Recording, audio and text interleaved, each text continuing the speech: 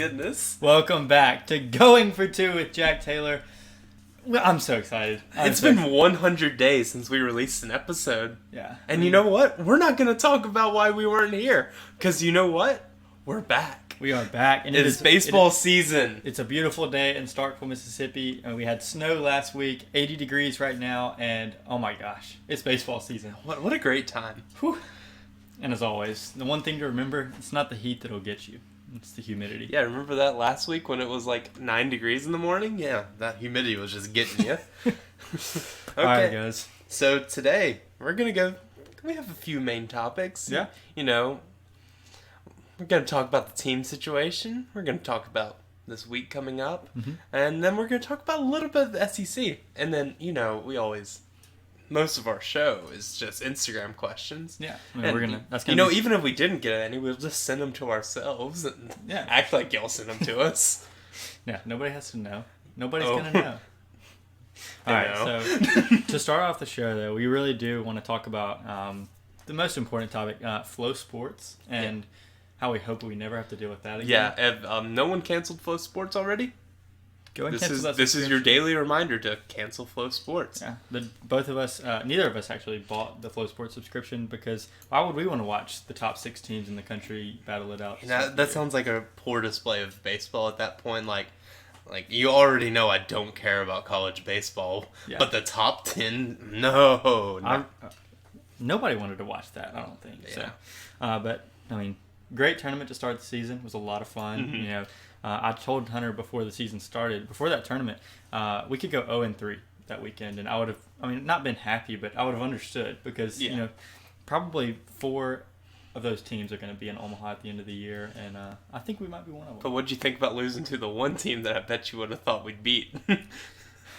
Yeah, I really did not expect TCU to be the best Big 12 team in that tournament, but you know what? They're the one team that got to win. They are. Okay, so I think going forward with this, with baseball season, we're going to be doing 1 episode a week. There's really not enough content for 2 a week. Yeah. I'm not really watching all the college baseball games because, you know, ACC Network and Longhorn Network taking over the world. Yeah. We can't watch those. Yeah, we don't have access to all the games, so we'll be able to, see scores and things like that, but... and there's just too many college baseball games to be watching at all times. Yeah, so we'll probably do these Thursday or Friday, depending on when the series starts. So, yeah, that's what we're doing. Yeah, it'll be kind of a bridge between the midweek games and the series that weekend. And so we'll be able to talk about whatever midweeks happen, and hopefully we win all of those. But you know what? We'll be able to talk about it either way, and then lead up into the series that's coming up, and that'll especially be fun when it gets to SEC play. Yeah, it will. Okay, so... First thing, a lot of conversations on Twitter this week about the ticket situation. Yeah. Started off seeming like there was 30 student tickets being sold. Turns out there's closer to about 200 probably for each game. Maybe. We both went to the game yesterday. Yeah. We had a good time. Had a really good time. There was this dude screaming da-da-da, da-da-da, Tanner Allen. Yeah. Or TA. No, but... Students not many people come to midweeks anyway. So I wasn't really surprised to see that there weren't many people there yesterday. This weekend will be kind of telling to see what a normal crowd is going to look like. Mm-hmm. And this weekend might not even be a good one because it's supposed to be bad weather. But, you know, these first couple weekends are going to show us what this weird season is going to look like in college baseball. And Hunter and I actually got an opportunity to speak to Coach Lamonis yesterday at the game, or just before the game started, and he said that each week they're going to try to add more student tickets and just have more people at each game. So as the season goes along, we should see Duty Noble Field fill up. Probably not to the capacity that we've seen before, surely not, but at least more than, you know, the probably 700 people that we saw yesterday. Yeah, so exciting. Hopefully by SEC play we'll have a good amount of people in the student section. I think they already have the season ticket holders about it there, what they can do, because, you know, it's fixed seats and stuff. Yeah. But students, they can add that up. Yeah. Okay, so getting on to our team overview. What do you think about our pitching? All right. This is probably the most excited I've ever been about MSU State pitching staff. We've got, I haven't seen it firsthand just because we haven't seen all our pitchers yet, surprisingly. I think we've seen probably 20 pitchers, and I think we're about halfway there at this point. But we've heard Coach Lamonis say that we have 15 guys that can throw 95 or higher. which sounds absolutely ridiculous, but I wouldn't doubt it. I've seen like 2 of them so far. And we've got guys that are, our slower pitchers that are throwing at 91 to 93. Mm-hmm. So once we get into these big series, that's when we'll see guys throwing for at least an extended period of time. They can throw 95 plus. And speaking of guys that can throw 95 plus, we've got that 6'5" guy from Canada, Eric Sarantola, who can probably get up to 98, honestly. Yeah. And we haven't even seen him pitch yet. Yeah, it was weird going through the biggest series of our year in the Texas. biggest non-conference series yet. And not having 2 of our starting pitchers and going 2-3. 2-1. Yeah. So that seems pretty good to do. So definitely to start the year, it looks like our Friday guy is going to be Christian McLeod. Mm-hmm. At least, like I said, for these first few series. But I think we got some ballers behind him too. Yeah, this week we have Sarantola on our Saturday, and then Sunday is all TBD. Yeah. So, maybe it's Bednar, maybe. We don't know who that third guy is because we saw Jackson Fristow pitch a really good game. Fristow looks good in the blacks too. Yeah, he really does. We only saw him go 3 innings, but in a non-conference tournament, you're gonna. Especially early in the year. Didn't let up a hit. Yeah, you're gonna see guys, go really short stints, and just so we can see the bullpen work behind him. But he's definitely a potential Game 3 guy. Obviously, we have Carlisle Kessler, we have Will Bednar, Xavier Lovett through 2 innings has looked really good. Yeah, he honestly has, and he's not a guy who's going to strike people out. He doesn't blow the ball past them. He's just going to get ground ball outs and have quick innings. So I'm excited to see him eat up some innings, and hopefully he'll get into SEC play. Yeah, hopefully. I really like our bullpen right now. And we haven't even talked about Landon Sims yet. Yeah, pitcher of the week. Pitcher of the week, Golden Spikes, performer of the week. He went 4 innings against Texas in that game 1, and that was a dominant performance. Yeah, so he got 12 outs, 10 of them were via strikeout. He didn't walk anybody, didn't give up a hit, and had probably one of the best struts off the mound that I've seen since maybe JT Ginn's shimmying a few years ago. JT Ginn's.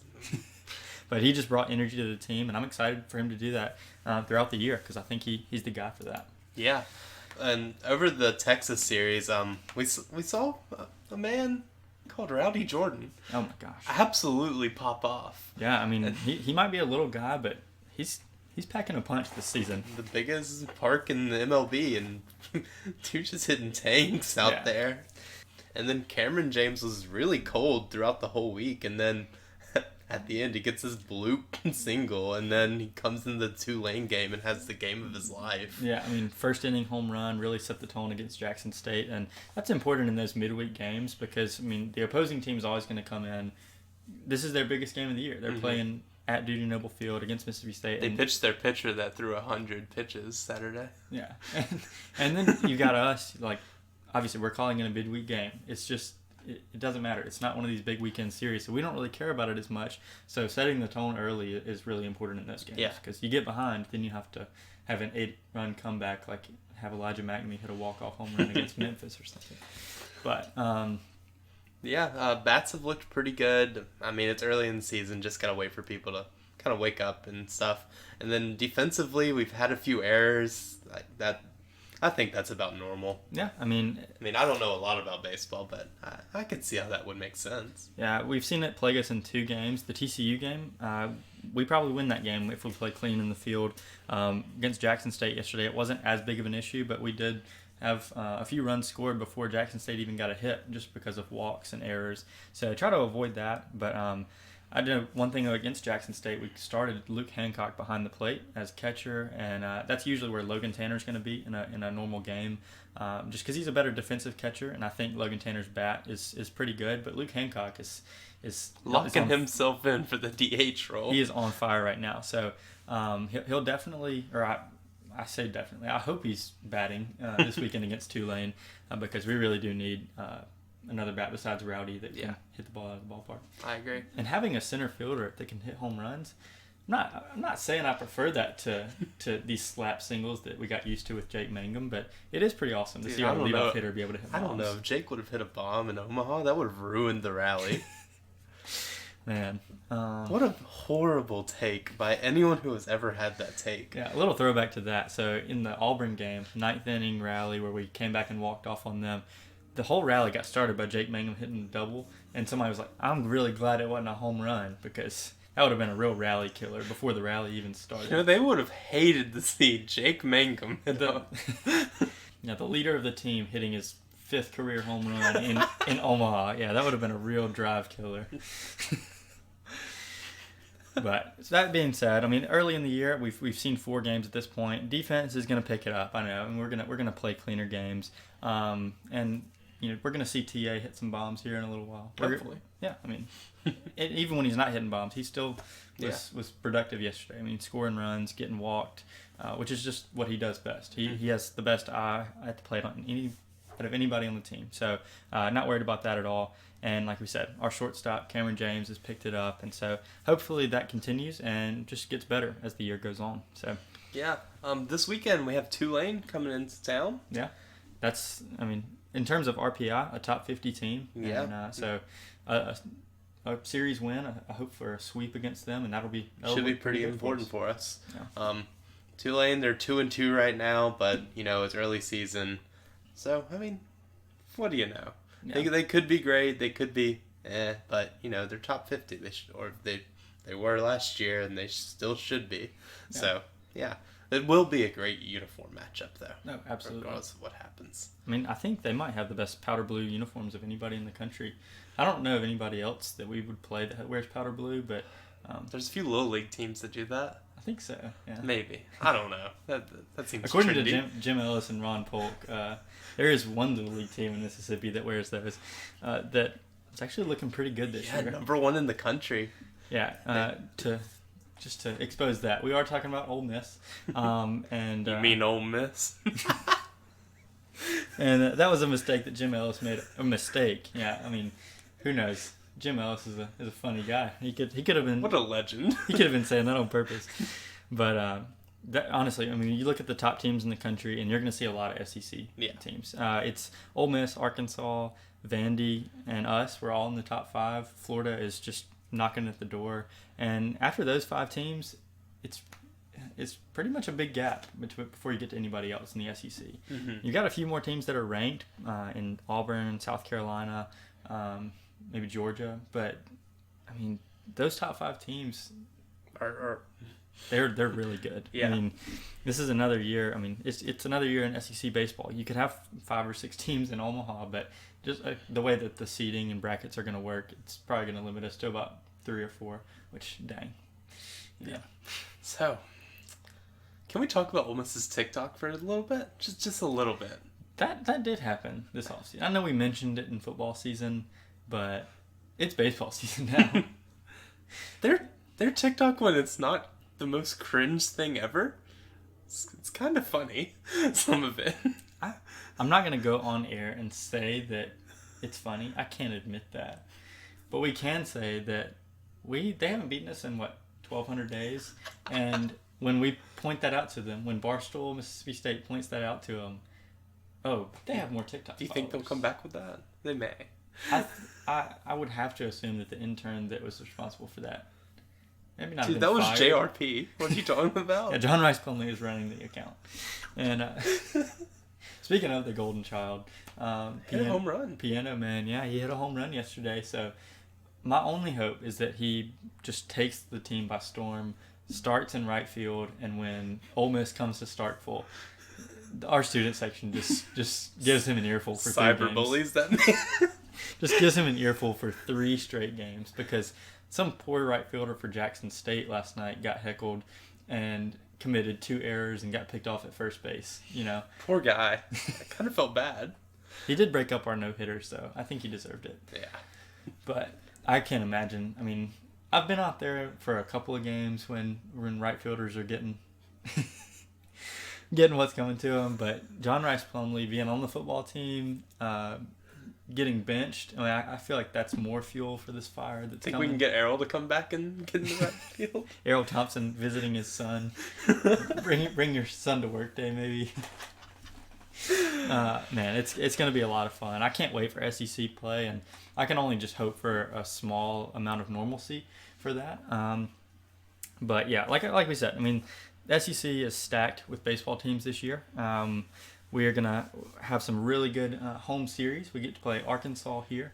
We're playing Ole Miss here. We get to travel to LSU, travel to Nashville to play Vanderbilt. So a lot of tough games, but we have a really good team, Hunter. Yeah, I agree. We're really good. And I think that's it for today's episode, except for Instagram questions. So you want to go ahead and get into those? Absolutely. Okay, number 1 from Brooks Taylor. How filthy is our lineup? Our batting order is going to be good, I think. I mean, we're going to, from top to bottom, we're going to be able to hit for power. I think everybody but Scotty DeBrule has kind of proven that they can really drive the ball. I haven't seen much from him, but he's a really good defensive second baseman, so that's going to keep him in the lineup. Hopefully we'll get, maybe 275, 300 out of him, and we'll be able to hit from top to bottom. There'll be some power in little glimpses, I guess. Okay, and kind of next to that, if a guy like Rowdy or TA goes down, do we have players that can take their place? I think we do. I mean, obviously, I hope that doesn't happen, but I mean, you can have a guy like Brad Cumbas who can come in and play in the outfield, and this is why baseball is such a crazy game. Me and you were talking about this yesterday. Like, you have a guy like Brad Cumbas who's 6'5", and then Tanner Allen who's 5'10", 5'11", and they play the same position. And both do it well. Yeah. And so Brad Cumbas, I mean, that's going to be just the same amount of power in the lineup. He can still hit. Surprisingly, still has some speed. And so I think TA and Rowdy are both like really big leaders on the team. But if one of them goes down, we have guys behind him to pick him up. And then there's also a guy, Braylon Skinner, who before the season started, I mean, he was projected to maybe be in the starting lineup. And Pimentel's can be an outfielder as well. Yeah. And we have a guy who was starting last night, Drew McCowan. He was starting in left, who could probably shift over to center if something happened. But like you say, hope none of that happens. But I think we're a pretty deep team. Yeah, we'll bite that one. Okay, and I know I asked you this one last night at the game. What player is the spirit of this team? I touched on it earlier, but I mean, even though he is coming out of the bullpen, a guy like Landon Sims, I mean, could just be a guy that'll just fire you up. As a fan, I'm not anywhere close to the game really, but I see a slow motion video of him just flexing and strutting off the mound, and I'm ready to run through a brick wall. Yeah. So Landon Sims, on the mound, and then you have a guy. I mean, the center fielder is going to be the leader of the team. So Rowdy might be the spirit. I could agree with Rowdy. Yeah. Okay. Here's a fun one. What will y'all's walkout songs be? All right. I think I'm actually going to let you start this one. Okay. What you got? I can't be serious if I'm walking up to a plate about to go strike out in 3 swings. So I think I'm going to go Mr. Clean by Young Gravy. I can see it now. Just trying to get a pop out of the crowd. Yeah. And I'm very proud of you. I mean, if you're going to go down swinging. Yeah. Like, I'm not watching strike 3. It is not staying on my shoulder. All right. I'll go for something that'll hype me up and get the crowd going. It'll be a little bit funny. And right before I just hit into this infield little blooper, I will walk out to Problem by Ariana Grande and Iggy Azalea. That song's a bop. And I mean, I remember sitting in class in 9th grade and listening to the top 100 songs, like top hits. I would just that and Fancy. But, shoo! What a time! What a time to be alive. And if Coach Lamont, I mean, I think I'd say we're getting pretty close to Coach Lamontis now. Yeah. Maybe he'll let us pinch hit someday, Yeah, and we'll have those songs ready. So. I won't strike out in 2 hits. All right. So what else we got? Okay. For the record, we're not getting that close to Coach Lamont. No, talk to that man more. Okay, from Drew Robinson. Who are some of y'all's favorite baseball players and why? Okay, so as a kid, I mean, or still now today, I am a Braves fan. So most of my favorite players are going to be Braves players. Chipper Jones is one of my first baseball players I ever knew. More recent than that, I guess, Jason Hayward, who is now on the Cardinals or the Cubs, I think, and Freddie Freeman. So 3 Braves guys, just awesome players that I grew up watching. And the one time I ever went to Turner Field to watch a Braves game, Chipper Jones was actually on a rehab stint in Gwinnett, so didn't even get to see my favorite player play. But those 3 guys are the first to come to mind. Okay. Because I have such an issue with how the MLB markets its players. I'm going to go with one of the easiest to market players in the entire league, Tim Anderson. Tim Anderson. Look at his Instagram. Just do that, MLB. And you would have more viewers. Also, let people watch the games. Yeah. Or have a commission that actually likes the sport. Yeah. But, I mean, right now in baseball, you have a commissioner who's trying to shorten the games, just changing it completely. I mean, if I'm in Mississippi, I can't watch a game that's happening in California because it's restricted, you know? This is the Dodgers. Yeah. If I could just be blocked from watching every Dodgers game ever, I would love that. But Dude, I got bar. Tim Anderson's a good one, though. I mean, hey, Mississippi JUCO product, went to East Central, so that's a good one. And I guess it is pretty tough to market baseball players when probably the best player who's ever played the game, Mike Trout, is playing, and he's the most boring human ever. His last name is his personality. I would rather watch a literal Trout play baseball. But dude, that one time he robbed a home run was pretty hyped, though. That was pretty awesome. But he's just quietly the best player who's ever lived, and they're not marketing it at all. I don't know how they don't do it. There's so many cool players, and none of them are getting marketed half as much as Zion is in the MLB. I mean, the NBA. Yeah. Sorry. So it's weird. What a weird time. Tim Anderson's awesome. Yeah. Okay, and I think that's all we got for Instagram questions today. So, yeah. Pretty fun episode, first time being back. Absolutely, and it's just fun talking about baseball. Mm-hmm. I know in the fall you would kind of take the brunt of the episode. Just I will not be doing this now because I do not know anything about baseball. And you would do your spreadsheets, and I'm not promising. I can actually promise you, I'm not going to do spreadsheets for baseball because that would be ridiculous. People already make those. Yeah, analytics, Moneyball. But no, we're just so excited to be back. It's fun just recording again. I mean, having a good time and talking about the sport. Hopefully I actually know we'll about. Get back to where we were. We were doing pretty good for a little bit. Yeah. Anyone who's listening, please put this on your story when you're listening. We're trying to get our viewers back a little bit. Yeah, Mom. I mean, I know you don't have too many followers that are interested, but you can still shout us out. Yeah, before we go, I do want to give a huge shout out to our really good friend Dylan Stockstill. He gave us a logo for season 1 of Going for Two long before we even started. I mean, he just kind of whipped something together, and it turned out to be just absolutely incredible. And he actually provided another logo for us for this season 2, is what we're calling What a it. guy. As we're going to our first season of baseball, but second season of Going for Two. So just a huge thank you to Dylan Stockstill. He does great work, and just really appreciative of that. Yeah. He's a really great friend. So with that being said, that's going to be it for the episode. Thank you guys so much for listening, and I hope that you stick around for all of baseball season. Hope we can get more people to the games, but until then, see you guys. One less problem.